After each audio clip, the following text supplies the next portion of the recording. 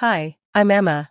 I was filled with excitement as I packed for what I thought would be an amazing family trip with my husband Tom and his family. It was meant to be our first trip together since getting married, and I was excited to join a tradition his family had been doing for years. My relationship with my mother-in-law, Sandra, had always been a bit distant ever since Tom moved in with me, but I hoped this trip would be a chance to finally get closer to her. As I zipped up my suitcase, Tom reassured me, "Don't worry, Emma, everything's taken care of. Mom and Dad always cover the trip expenses for everyone." But, the day before we were set to leave, Sandra asked me to join her in the kitchen for a quick chat. Her tone was casual, but her words were anything but. "Emma, I know you're new to the family, and I just want to clear something up," Sandra said, avoiding eye contact. "You're not really family yet, so you'll need to cover your own expenses for the trip." I felt a cold shock run through me, but Tom said the family expenses were covered. I replied, confused. Sandra waved her hand dismissively. "Well, that's for family. I'm sure you understand. It's only fair since you're still new to this."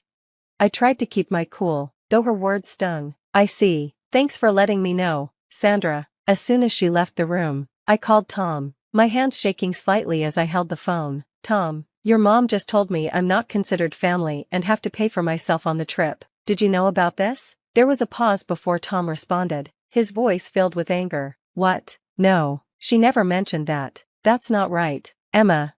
We talked it over and decided we couldn't just let this go. It wasn't just about the money, it was about the unfairness of it all. Later that night, as we lay in bed, Sandra's words still weighed heavily on my mind. Tom squeezed my hand and said, "We'll figure this out, Emma, together." Little did Sandra know, we had a plan brewing, a plan that would show her we wouldn't be pushed around or left out. We were ready to take a stand, right in the heart of this family tradition. The next morning at the airport, things were about to take an unexpected turn. As we drove there, the tension in the car was thick. Tom kept glancing at me, his jaw clenched, eyes flicking between the road and me. I could tell he was just as upset as I was, maybe even more. He reached over and squeezed my hand. "We're not letting this slide, Emma. What Mom said isn't okay." I nodded, my stomach in knots. "I know, it feels like she planned this, telling me at the last minute." "Yeah," Tom agreed with a heavy sigh. "The timing is cruel." After a pause, he added, "Listen, I have an idea." I looked at him, my curiosity piqued despite the weight in my chest. "What if we just go somewhere else, just the two of us?" Tom said, his voice cutting through the tension. "We can still go to the airport, but take a different flight." His idea echoed in my mind. At first, I was surprised, but then a feeling of excitement crept in. Was he really suggesting we ditch the family trip and go on our own adventure? "Exactly," Tom said, his eyes lighting up for the first time in days. "Let's book a flight to San Francisco. We've talked about going there forever." San Francisco? I thought about it. It was a bold, spontaneous move. It felt rebellious, but also completely right. It wasn't just about escaping the family vacation. It was about reclaiming our own space as a couple. "Let's do it, Tom. Let's take back our honeymoon phase that she tried to ruin." Tom pulled out his phone and started browsing flights while I drove. We found a flight to San Francisco, leaving at almost the same time as the family's flight to Hawaii. With just a few taps, our secret getaway was booked. "We'll still go to the airport with everyone," Tom planned aloud, like he was solving a puzzle. "We'll check in together, but when it's time to head to the gates, we'll make up an excuse to split off. Maybe we'll say we're grabbing coffee or something." I nodded, the plan coming together in my mind. "And then we just won't show up at their gate, we'll go to our gate instead." "Exactly, and once we're on the plane, I'll text Mom. I'll tell her that since you're not considered family, we decided to do our own thing." It was simple, bold, and empowering. That night, as we packed our bags, the sting of Sandra's words still lingered, but the thrill of our upcoming adventure overpowered it. We were really doing this. The next morning at the airport, the usual pre-flight chaos buzzed around us. Sandra was busy handing out boarding passes, her voice loud as she went over plans for the trip, completely unaware of our secret. The family chatted excitedly about the beaches and activities in Hawaii, while Tom and I exchanged knowing glances. As we walked towards the security line, Tom leaned over and whispered, "Ready for this?" "More than ever," I whispered back, surprised by how strong my voice sounded. We were stepping into a new chapter, one where we weren't just following someone else's rules or expectations. This time, we were writing our own story. The airport was alive with activity, families, travelers, and crowds rushed about, each lost in their own plans. As we rolled our suitcases through the sliding doors of the departure hall, the air was filled with announcements and the excited buzz of people heading off on their adventures. Despite the chaos around us, I felt calm. We were finally doing something for ourselves. My heart raced with a mix of nerves and excitement as we walked through the airport, each step reminding me of the bold choice Tom and I had made. We stayed close to his family, blending in with the usual routines and the lively chatter about their vacation plans. Sandra, fully in vacation mode, was handing out itineraries and barking last-minute instructions, oblivious to the rebellion brewing right under her nose. "Everyone, remember, we're meeting at gate 24, Sandra called out, her voice carrying a note of authority over the noise. We nodded and responded without thinking, playing along as we prepared for our secret plan.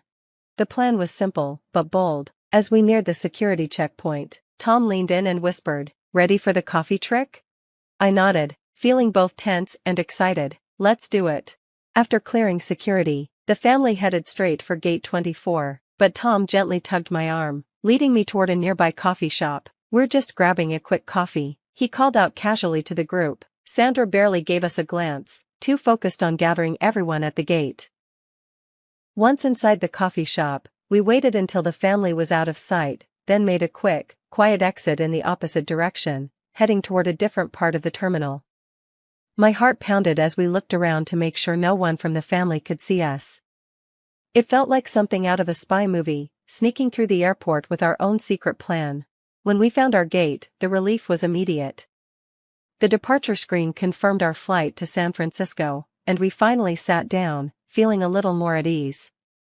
Tom pulled out his phone, hesitating for just a second before typing out the message that would cut us off from the family vacation.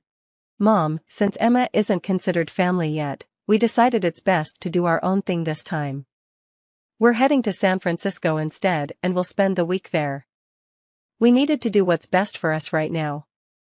I hope you understand." He pressed send, and just like that, the message was gone, marking a new chapter. We turned off our phones, choosing to silence whatever responses might come in the moment. The relief was immediate, but there was also an underlying tension, knowing we would have to deal with the fallout later. As we boarded the plane, it felt like stepping into a new world, a space where we could finally breathe, free from the expectations and disappointments that had weighed us down. When the plane took off, it felt like we were leaving behind the weight of the last few days. One chapter of our lives was fading behind us, while a new adventure awaited in the distance. Back with the family, the reaction was explosive. When Tom finally turned his phone back on, it buzzed non-stop with a flood of messages, confusion, outrage, disbelief.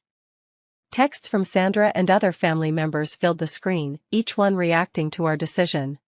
A mix of shock and accusations flooded Tom's phone. Sandra's messages stood out, sharp and filled with blame. "How could you embarrass me like this? This is irresponsible and utterly selfish." Her words stung, but as San Francisco came into view, bathed in the golden hues of the setting sun reflecting off the ocean, the noise of the family's discontent felt distant. We were on our own adventure, one we had chosen together. Despite the turbulence we left behind, ahead of us lay a new path, full of our own choices and dreams. This escape wasn't just from an airport or a family vacation. It was a move toward finding our own moments of freedom. San Francisco welcomed us with its iconic fog and lively streets. We wandered through Fisherman's Wharf, laughing over clam chowder and sourdough bread, snapping photos beneath the majestic Golden Gate Bridge. For the first time in a long while, it felt like we had truly escaped. We were free to explore and enjoy each other's company, without the looming shadow of Sandra's disapproval. For those few days, our spirits soared as high as the city's famous hills. But even as we lost ourselves in the beauty of the city, Tom's phone continued to buzz with reminders of the storm we had left behind. He kept the details to himself, trying to protect me from the worst of the backlash, but I could see the tension in his eyes. Reality awaited us, heavy and unavoidable. When we returned home, it hit us right away. Sandra's car was parked outside, a dark cloud over what we had hoped would be a peaceful return. Tom squeezed my hand, silently bracing for what was to come. We hadn't even put down our luggage when Sandra stormed through the front door, her face twisted with rage and hurt. How could you two be so selfish to just run off like that? She snapped, her voice slicing through the calm we had gathered. Mom, we needed to do what was best for us. We felt excluded and unwelcome, Tom replied, his voice steady but clearly defensive. That's no excuse to humiliate me in front of the entire family. Sandra shot back, her hands trembling with anger. The argument escalated quickly. I tried to step in, hoping to calm things down. Sandra, we didn't mean to upset you, but... Don't you dare butt in, young lady, she interrupted, her eyes blazing with fury. You're the reason my son is turning against me. In a sudden flash of anger, Sandra lunged forward and slapped me. The sting of the slap wasn't just physical, it was the clearest sign of the toxicity we had been trying to escape. Tom immediately stepped between us, his face filled with outrage. That's enough, Mom. You can't just come here and attack Emma like that. The situation spiraled out of control. Sandra continued to hurl accusations, her voice rising with every insult. Tom had no choice but to call the police. By the time the officers arrived, the air was thick with tension and unspoken bitterness. After explaining the situation and showing the red mark on my cheek, we pressed charges. Sandra was taken away, still spewing anger and resentment. When the officers left, the house fell into a heavy silence. Tom and I sat down, the adrenaline slowly fading, leaving behind only exhaustion and a deep sadness. We had escaped for a moment, but reality had followed us home. We were no longer the same people who had nervously hatched a plan in an airport coffee shop. We had grown stronger, united by everything we'd been through and our shared vision for the future. Looking back, I realized that our journey wasn't just about escaping Sandra's toxic influence, it was about embracing our right to create our own family story, one built on love and mutual respect, things that were non-negotiable for us. This wasn't just about leaving the past behind.